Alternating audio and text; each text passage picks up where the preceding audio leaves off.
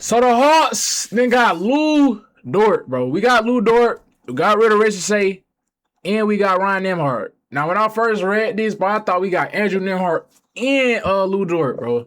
I ain't gonna lie.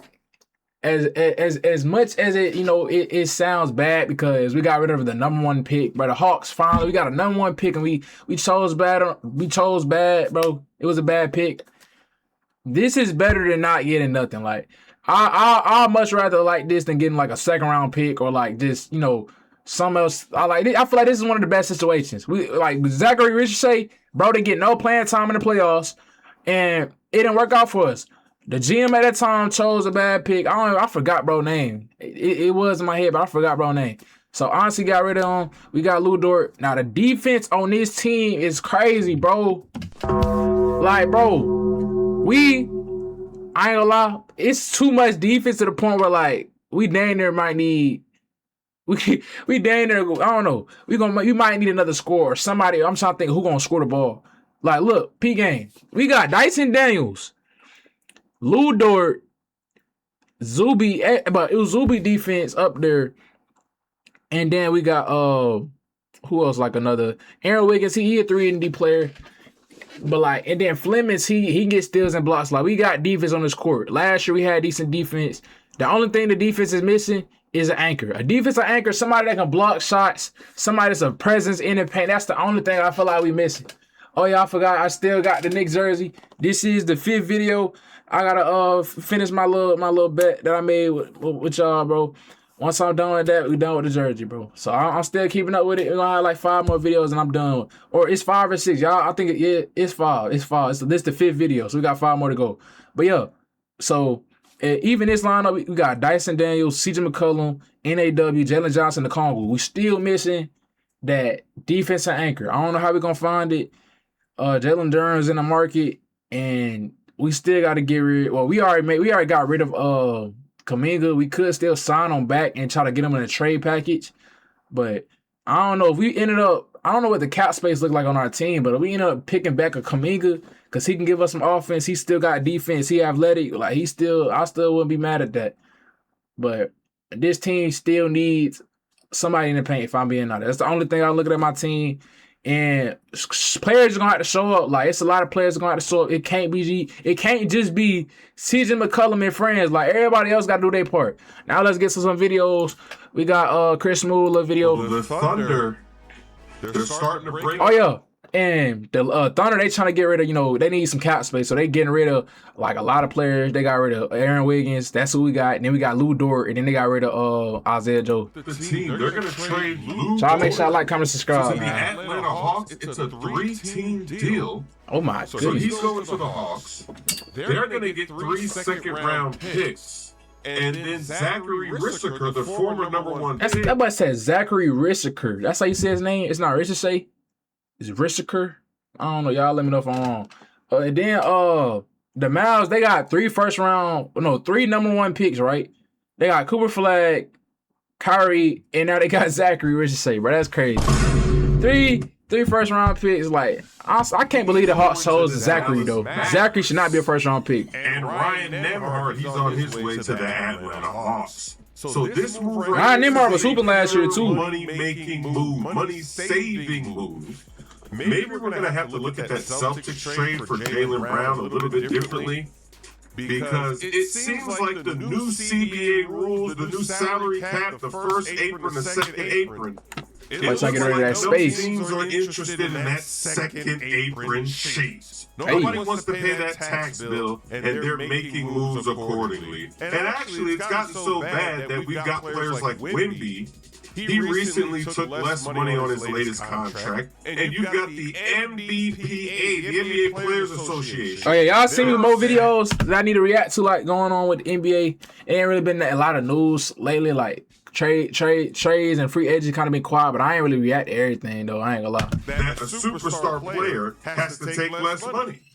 I remember They this. don't like that. They little don't fake want the pussy. teams to have to deal with it. They don't want players having to take less But money. yeah, I need to see So Kingston. this might be a trend going But he forward. step where up. you're seeing NBA Give me teams are not 15 cent making average. basketball decisions. They're making money decisions. It's interesting though because Adam Silver, he said that this is exactly why they changed the rules. They wanted to be more competitive around the league.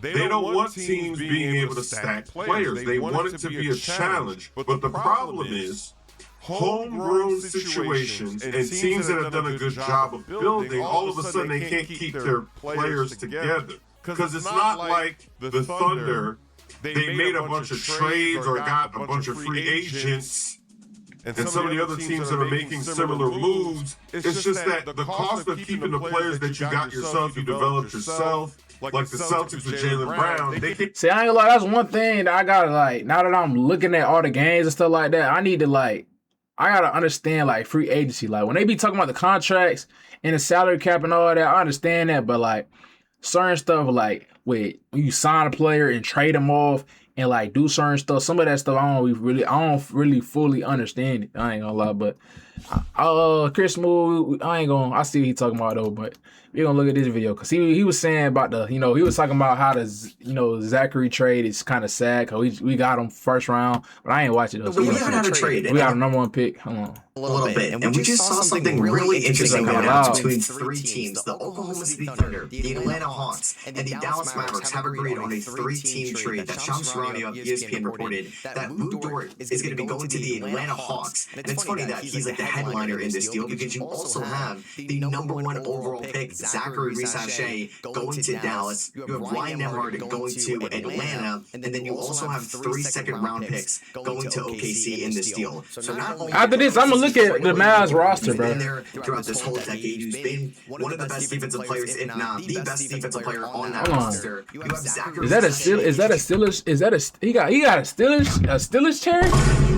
I don't know if I'm gonna watch this video, bro. I don't rock with the Steelers. Defensive player on that roster. You have Zaccharie Rissacher getting traded for Ryan Nembhard and Dort. It's kind of crazy because Zaccharie Rissacher was the number one overall pick back in that 2024. It ain't kind of crazy, it is, At the bro. time, I did not think he should go number one. I was on Alex Starr to go number one, but I still thought he was like the fourth, fifth best prospect in that class. And they gave up on him after 2 years. And I thought Zaccharie Rissacher actually had a really good end to his rookie season because he finished runner-up in Rookie of the Year voting to Stephon Castle. He was runner-up? He averaged 12.5 points. I didn't even know that. 5% from three. I thought he made strides defensively and with his aggressiveness and decision-making over the course of that season. And then he definitely had a step back in year number 2. They added Jonathan Kuminga throughout the year. They signed Nickeil Alexander-Walker. There was just a lot of mouths to feed in Atlanta. They ended up getting Corey Kispert after the Trae Young trade. Jalen Johnson emerged, but his minutes went down, his shots went down, his efficiency went down, and he started 46 games in 2026 after starting 73 games in 2025. The games played went down, like I said, the minutes per game went down, and it was the same coach with Quinn Snyder, and they gave up on him after 2 years. Now, it wasn't the same GM that just traded him away that drafted him. It was Landry Fields that drafted him. That's bro name, Landry Fields, bro. Hey, like I said, with the Hawks, I was a cat. Like I'm still considered a casual with the Hawks, but I'm getting more into it to where like I understand or I'm informed on more of the stuff. Like I ain't gonna lie, Landry Fields, but the stuff that he was doing to the team just wasn't it. We had to get rid of bro. And honestly, cooking, I ain't gonna lie, like his first last year, I think he was the GM. He got announced GM. Then now he kind of like. He not the GM. We still looking for a GM, but he like president of operations or something like that. He making moves. Hansi Saleh, the main decision maker in Atlanta, who definitely has like no ties. He wasn't the one that drafted and maybe put his job on the line to take Rissacher. So it's a sunk cost. But man, Dort and Ryan Nembhard for Rissacher. That's a tough sell, man. That is definitely a tough sell when you drafted him number 1 overall. 2 drafts ago. And you could have had Alex Starr. Now, Atlanta's still in a solid spot, right? Because they were able to maybe move on from Trae Young. The Dyson Daniels trade was great. The Nickeil Alexander-Walker signing was great. Jalen Johnson emerging is obviously great for this team as well. They still have some draft capital in the future. And they now have a loaded defensive wing duo of Dort and Dyson Daniels. That is going to be like the Terror Twins on another level. Now, three-point shooting might be an absolute disaster. Downhill driving might not be what you want it to be. But if you surround those 2 guys with elite shooters like CJ McCollum or Jalen Johnson, Nickeil Alexander-Walker, and Yucca Kungwu, that is exactly what you want on the perimeter, and that's exactly what I'm saying.